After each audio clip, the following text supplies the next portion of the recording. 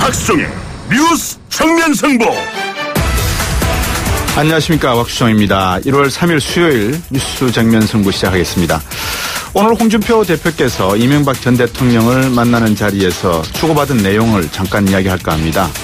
운동권 정권은 정권 담당 능력이 없어 곳곳에 부작용이 나올 것이다 라고 하셨고요. 이명박 전 대통령께서는 문재인 정부의 언론 정책에 대해 적폐라라고 하셨고, 홍 대표께서는 화답으로 적폐가 아니라 강도라고 하신 듯합니다. 우리는 전통적으로 새해에 주로 덕담을 주고받는 게 애가 아니었습니까? 나라에 큰일 하신 분이고 또 하시는 분들이 나누신 덕담이라고 하기엔 좀 아닌 듯 들립니다. 어느 TV 미니 시리즈에서 조폭두목 출신 그룹 회장이 검사에게 던지는 치는 대사입니다. 제가 모사를 좀 하겠습니다. 법, 질서, 정의, 제가 법 위에 있는 사람이고요. 검사님, 제가 질서를 만듭니다. 정의요? 그런 건 모르겠고요. 상식이 비상식을 이기고 온정이 냉정한 사람 사이를 대신하는 사회가 되기를 바랍니다. 그러면 지도자들은 좀 달라졌으면 좋겠습니다. 그렇다고 지금 이 정부가 반드시 정의라는 소리도 아닙니다. 뉴스 정면 승부 시작하겠습니다.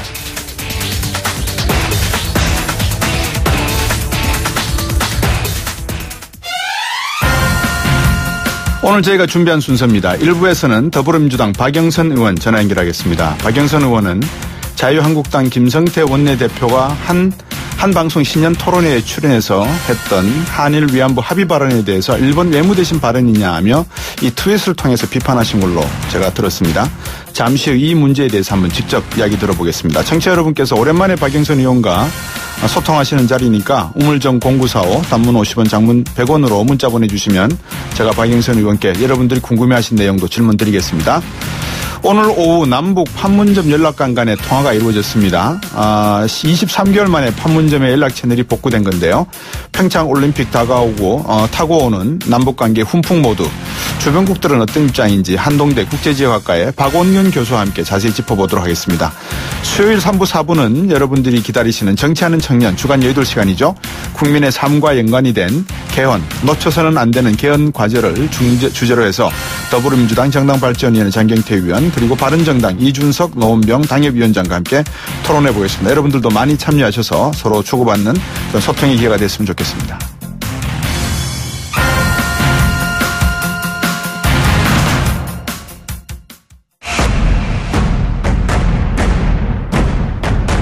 박수종의 뉴스 정면 승부.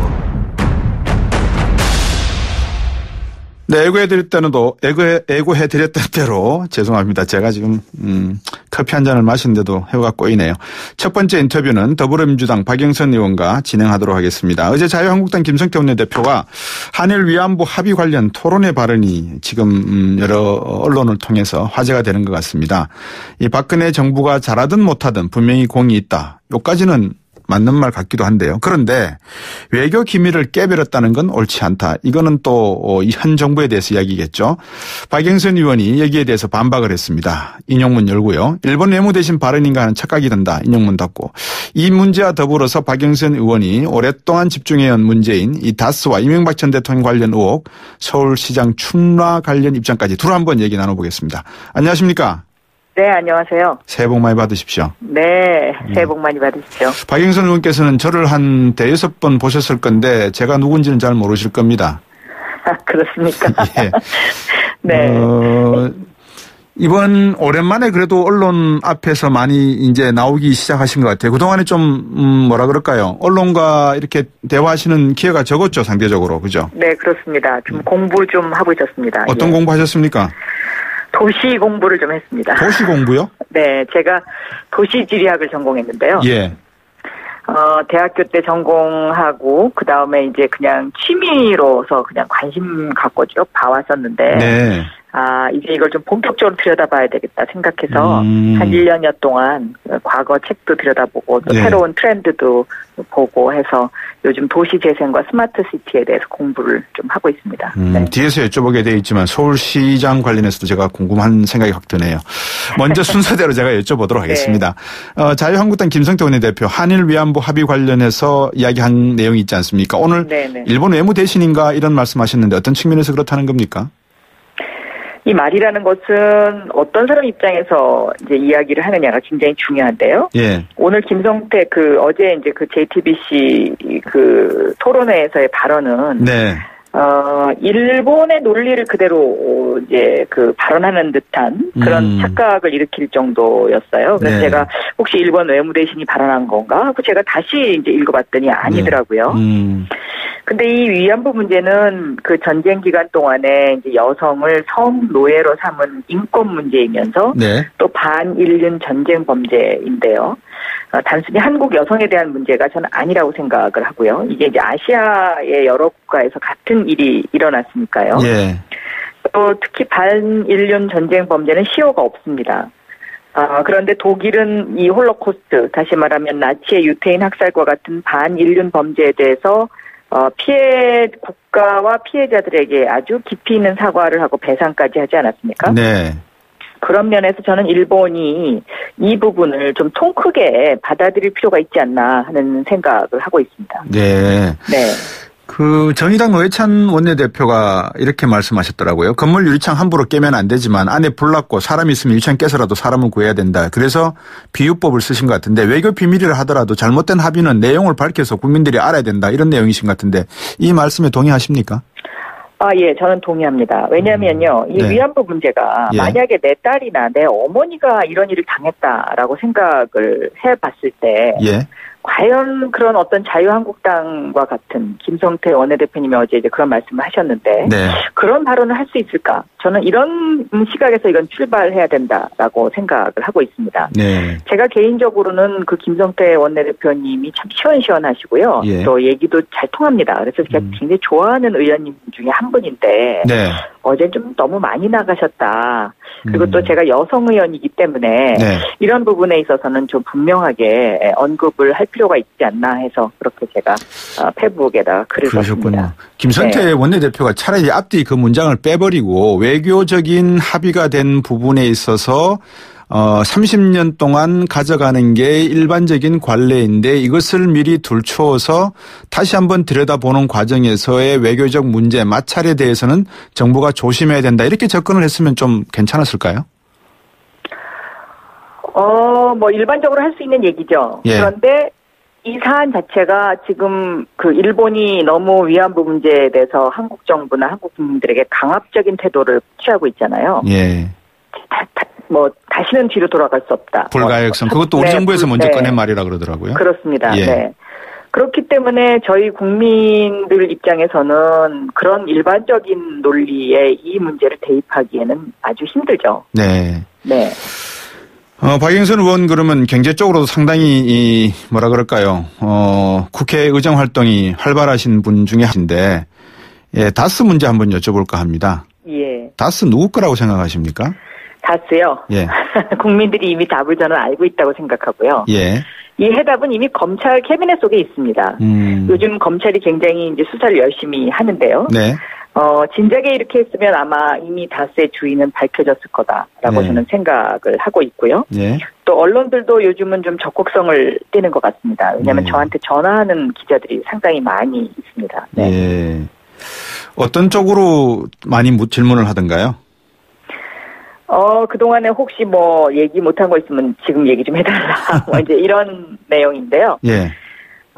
저는, 이 다스와 관련해서는 언론도 이미 어느 정도의 그 결론은 알고 있는데, 네. 그 결론을 연결시킬 링크, 다시 말하면 고리를 찾고 있는 것이다. 이렇게 예. 보고 있습니다. 예.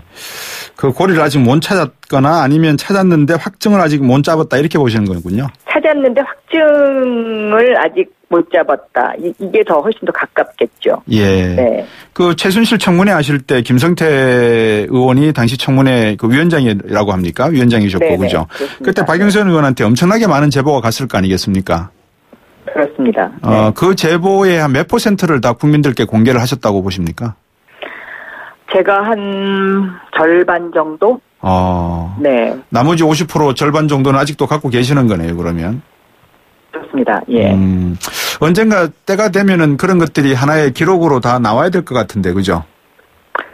그렇죠. 그런데 이제 그 제보라는 게요. 네. 이제 뭐 그 제보를 전해주는 사람의 열정이 녹아 있는 거라서 네. 저는 굉장히 소중하게 다뤄야 된다고 생각하는 입장이고요. 예. 또 그것으로 인해서 이제 예를 들면 공연하게 피해를 보는 사람들이 생깁니다. 네. 그래서 그런 부분도 저희가 방어해 줄 건 방어해 줘야 되기 그렇죠. 때문에 예. 저는 그래서 절반만 지금까지 그 공개를 한 그런 상태입니다. 사실 제가 앞에서 그거를 여쭤보고 싶었어요. MBC 출신이시잖아요. 네. MBC의 지금 정상화 과정을 어떻게 보고 계신지 한번 여쭙고 싶었는데 좀 뜬금없이 가운데 제가 질문을 끼웠습니다. MBC는 뭐 이제라도 저렇게 정상화의 길로 접어들었기 때문에 너무나 다행이다라고 생각하고요. 예. 그동안 너무 오랜 시간 상처가 깊어서요. 예. 저 상처를 빨리 치유했으면 좋겠다라는 그런 바람을 갖고 있습니다. 예. 그런데 MBC가 그 상처가 치유되려면 좀 더 시간이 필요하지 않나 그렇게 보입니다. 예. 정수장학회가 MBC의 최대 지주죠. 그렇습니다. 예. 그 상황에서 MBC가 개혁할 수 있습니까? 혁신이 될 수 있습니까? 그 주주 문제는 사실은 뭐 그 전체의 어떤 상황을 네. 좌지우지할 정도라고 생각하지 않습니다. 그렇군요. 왜냐하면 그 정수장학회가 갖고 있는 그 주식이 30% 정도 되거든요. 네. 그래서 과반을 넘지 않기 때문에 그 나머지 70%의 주주들이 어떻게 하느냐에 따라서 네. 저는 그 결정권이 생긴다라고 네. 보고 있습니다. 예. 네.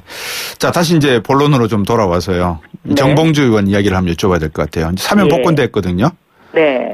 검찰이 최근 수사 중인 이명박 전 대통령의 관련 의혹, 그다음에 BBK 주가 조작 사건 자체와 좀 거리는 있지만 이게 정봉주 의원이 사면이 다스의 실체를 밝히는 데도 어느 정도 영향을 줄 수 있지 않을까 이런 이야기가 나옵니다. 계속해서 제가 다스 질문을 드리는데요. 어떻게 보십니까? 네. 저는 정봉주 의원의 사면과 뭐 다스 수사의 실체와의 함수관계는 그렇게 깊다고는 보지 않습니다. 예. 그러니까 정봉주 의원의 사면은 억울한 사람에 대해서 정의를 바로 세우는 이제 그런 차원의 일이었다. 저는 이제 그렇게 보고요. 네. 너무나 당연히 해야 하는 일이다. 그래서 제가 작년 9월 4일에 대정부 질의를 통해서 법무부 장관에게 이 사면 문제, 복권 문제를 거론을 했던 거죠. 먼저. 네. 예. 그 당시에는 뭐 제가 그렇게 이거 연말까지 과연 될까라는 어떤 이제 그 나름대로의 어떤 의문이 조금 있었습니다만은. 네. 우려가 있었군요. 네, 우려가 좀 있었습니다만은. 예. 해가 넘기기 전에 예. 이 일이 마무리돼서 너무 다행이고 너무 기뻤습니다. 혹시 복권 시켜드렸다는 표현이 좀 이상합니다. 복권이 되셨는데 이게 서울시장 후보를 놓고 두 분이 경쟁해야 되는 관계로 발전될 가능성이 있는데 어떻게 보십니까? 저는 정봉주 의원이 예. 어떤 자신의 이제 정치적 이제 첫발을 내디뎌야 되지 않습니까? 네. 그래서 굉장히 신중할 거라고 생각하고요. 네. 또 그런 상황이 되더라도 저는 굉장히 환영합니다. 왜냐하면 젊은 서울을 만들어가는 네. 하나의 연대자일 수 있기 때문에 그렇습니다. 네. 지금 서울이 많이 낡았지 않습니까? 어떤 의미에서 낡았다고 보시는 겁니까? 오늘 아침에 기사도 보면은요, 서울의 고령화 현상이 너무 심각하고요. 예. 또 출산율이 대한민국이 1.3인데요. 서울은 0.9입니다. 네. 그러니까 결국은 이것은 무엇을 의미하냐면은 서울의 젊은이들이 외곽으로 다 떠나고 있다는 거거든요. 서울에 살 수가 없어서. 그렇군요. 네. 그래서 이 서울의 집값 문제라든지 지금 또 서울의 어떤 그 중요한 부분의 도심 재생 문제라든지 이런 것들, 이 낡은 서울의 문제를 저는 반드시 고쳐야 된다라고 생각하고 있습니다. 젊은이들이 지방으로 가는 건지 해외로 나가는지 모르겠습니다만 서울에 집중되는 현상이 어느 정도 완화된다는 건 오히려 어떤 면에서 보면 긍정적인 측면도 있지 않을까요? 그것을 긍정적인 측면으로 보려면 세대별로 골고루 그런 현상이 있어야죠. 그런데 네. 지금 서울에서 집중적으로 경기도로 이사가는 사람들이 30대입니다. 예. 그래서 이 30대가 확 줄어드니까 네. 서울이 고령화되고 출산율이 떨어지는 것이거든요. 네. 그러면 도시는 쇠퇴하게 됩니다. 이 도시가 쇠퇴하면 더군다나 수도가 그렇게 쇠퇴를 하게 되면 네. 그 나라의 경제 발전에도 엄청난 영향을 주기 때문에 이 부분을 바로 잡아야 한다고 저는 생각하고 있습니다. 문재인 그래서 정부에서 서울에 네. 새로운 에너지가 필요한 그런 시점입니다. 네. 0503번님이 9166번님이네요. 오랜만에 나오셨네요. 화이팅 하시고 멋진 정치 기대합니다 하셨는데 말 나온 김에 조금 더 여쭤보겠습니다. 지금 미국이나 이런 유럽의 대도시를 보더라도 사실 도심 지역이라고 하는 것은 상업 지역이 돼서 낮 시간에 일대 모였다가 저녁이 되면 외곽지대 삶의 주거지대로 빠지고 있는 그런 공동화 현상이 나타나는 게 일반적인 거 아니겠습니까? 네. 서울에 너무 인구가 집중된다는 측면에서는 지금 집값이 올라가고 있는 측면, 물가가 올라가고 있는 측면에서 서울시장이 되신다면 이 부분은 어떻게 고민하실 겁니까? 저는 이 공동화 현상은요, 20세기형 도시의 형태고요. 예. 21세기형 도시의 형태는 이 공동화 현상을 새롭게 활기찬 곳으로 만드는 것이 이게 이제 시장이 해야 될 굉장히 중요한 그렇겠죠. 역할 중에 하나거든요. 예. 그래서 저는 서민도 도심에 살아야 한다, 당당하게. 예. 이것을 저의 그 중점 목표로 그렇게 생각하고 있습니다. 서민도 도심에 살아야 된다? 네. 알겠습니다. 임종석 실장이 제가 지금 왔다 갔다 하죠. 그죠? 조금 질문이. 괜찮습니다. 예. 네네. 워낙 뭐 방송을 잘 하시니까요. 임종석 네. 실장이 최태원 SK회장 만난 거 적절합니까? 저는 어떤 이유로 만났는지에 대해서 그 내용을 잘 모르기 때문에요. 네. 이것이 적절한지 아닌지에 대한 코멘트를 하는 거는 지금 부적절해 보입니다. 만약에 자유한국당의 한 정부가 비서실장이 이병기 비서실장이나 뭐 어떤 비서실장이 삼성 이재용 부회장을 만났다 그러면은 야당에서 그때 야당이던 더불어민주당은 어떻게 이야기했을까요? 왜 만났느냐의 목적이 중요한 거죠. 그렇겠죠. 왜냐하면 예. 비서실장은 누구든지 만날 수 있으니까요. 아, 저도 그럼요. 며칠 전에 만났거든요. 네. 네. 뭐라고 그러시던가요? 임종석 비서실장이. 그냥 뭐 1시간 정도 아주 많은 얘기를 나눴는데요. 네. 그 중에서 이제 궁금해하시는 게 아마 UA 문제이실 텐데. 네네. UA 문제와 관련해서는 저한테 이렇게 얘기했습니다. 그러니까 야당과 예. 언론이 너무 나갔기 때문에 이거를 좀 일일이 대응하기가 굉장히 좀 그렇다. 꼬여버렸다 이 말이군요. 그렇죠. 그러니까 너무 야당하고 언론이 너무 앞서 나가버려가지고. 네. 근데 그 나간 방향이 잘못됐다는 거죠. 그래서 청와대가 이제 와갖고 그게 뭐 그걸 갖다 일일이 대응한다는 거가. 네. 좀 그렇다. 뭐 이런 이야기를 네. 했었습니다. 네. 박영선 의원님. 네. 서울시장 출마 마음 정하신 거 맞죠? 가까이 가고 있습니다. 네. 가까이 갔다는 말씀은 뭐 다 결정하셨다는 말씀으로 이해를 하도록 하겠습니다. 만약에 박원 시장이 삼성을 결정하면 당내 네. 경선에서 박원순 대 박영선이겠습니까? 아니면 박영선 대 정봉준이겠습니까? 정봉주. 그건 뭐 아직 그 어떤 가정을 놓고 이야기하기엔 조금 아직 이른 시점인 것 같고요. 네. 한 가지 분명한 거는요. 박원순 시장과 박영선 이게 이니셜이 비읍, 이응, 시옷이 똑같습니다. 그러네요. 네. 고향도 똑같고요. 예. 네. 그래서 여성 비읍, 이응, 시옷이냐 남성 비읍, 이응, 시옷이냐 사천. 이런 예. 정도의 코멘트가 가능할 것 같습니다. 요즘 오늘 언론을 보니까 삼철 시대가 다시 2기로 들어선다 이런 찌라시가 나도는 것 같던데 어떻습니까? 전해철 의원이 서울시장에 나올 가능성이 있다고 보십니까? 전해철 의원은 경기도지사. 경기도지사 죄송합니다. 예. 네. 전해철 의원은 어때 경기도지사 생각이 있던가요? 생각이 있는 것으로 제가 알고 있습니다. 그렇군요. 서울과 경기도 수도권 상당히 좀 재밌어지는 그런 뜨거운 경쟁 시장이 되어 있고 어쨌든 좋은 결과 내시길 바라고 저번 청문회 때 아주 활약을 하셔서 국민들 내리에 우리 박영선 의원은 훌륭하신 의원으로 그렇게 인식되어 있는 것 같습니다. 오늘 인터뷰 고맙습니다. 네, 감사합니다. 더불어민주당 박영선 의원이었습니다. 입으로 오겠습니다.